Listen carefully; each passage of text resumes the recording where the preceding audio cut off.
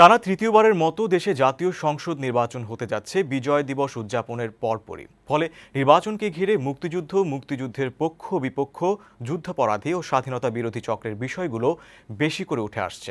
এসব বিষয় নিয়ে নির্বাচনে প্রতিদ্বন্দ্বিতাকারীরা যত না সোচ্চার, তার চেয়ে বেশি ব্যস্ত ৭১-এর শহীদদের পরিবার ও মুক্তিযোদ্ধারা। বাস্তবে যতটুকু, তার চেয়ে বেশি সক্রিয় তারা সামাজিক যোগাযোগ মাধ্যমে। এসব নিয়ে বৈশাখী টেলিভিশন ৩ পর্বের প্রতিবেদন তৈরি করেছে। আজ তৃতীয় পর্বের প্রতিবেদন ৭১-এর মুক্তিযোদ্ধা ও শহীদ পরিবারের নির্বাচন কেন্দ্রিক কার্যক্রম নিয়ে। দেখুন কাজী বাপ্পার প্রতিবেদন। এটি একজন মুক্তিযোদ্ধার সামাজিক যোগাযোগ মাধ্যম ফেসবুকের পোস্ট, যেখানে তিনি নির্বাচনী প্রচারণা চালাচ্ছেন ক্ষমতাসীন দল আওয়ামী লীগের পক্ষে। তারই মতো অসংখ্য মুক্তিযোদ্ধা এবং শহীদ পরিবারের সদস্য যারা সামাজিক যোগাযোগ মাধ্যমে তৎপর, তারা চান মুক্তিযুদ্ধের সপক্ষের শক্তি আবার ক্ষমতায় আসুক। বঙ্গবন্ধুর কন্যার নেতৃত্বে দেশ এগিয়ে যাচ্ছে উন্নয়নের পথে। এই পর্যায়ে এসেও আমাদের পরিবার যাতে এই উন্নয়নের সঙ্গে সম্পৃক্ত হতে পারি। মুক্তিযোদ্ধা শহীদ ফ্যামিলি যারা আছে তারা তো নড়বে না, এবং তারা এটা নীতি, তাদের একটা নীতি আছে। একাদশ জাতীয় নির্বাচনে বিএনপির প্রতীকে নিবন্ধন হারানো দল জামায়াতে ইসলামের নেতা ও যুদ্ধাপরাধীদের অংশ নেয়ায় প্রতিবাদমুখর মুক্তিযোদ্ধারা।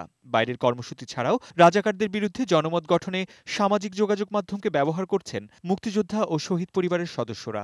জামাতকে তারা বেনামিতে ধানের শীষে টিকিট দিবে, এটা তো স্বাভাবিক, কারণ তারা ষড়যন্ত্রটাকে এখনো জিয়ে রাখছে। স্বাধীন দেশে আমরা কখনোই ভাবিনি যে আবার একটা আদর্শের জন্য আমাদের লড়াই করতে হবে। মুক্তিযুদ্ধের বীর সৈনিক ও তাদের পরিবারের সদস্যরা এমন প্রার্থী চান যিনি হবেন মুক্তিযুদ্ধের পক্ষের, অসাম্প্রদায়িক চেতনার পক্ষের। এমন কোনো শক্তিকেই রাষ্ট্র ক্ষমতায় আসতে হবে বা আসা দরকার যারা কিনা মুক্তিযুদ্ধের চেতনাকে লালন করে।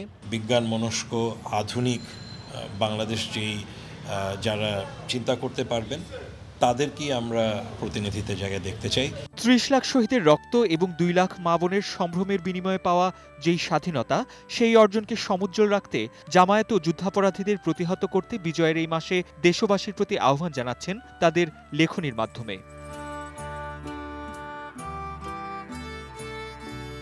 কাজী বাপ্পা, বৈশাখী সংবাদ, ঢাকা।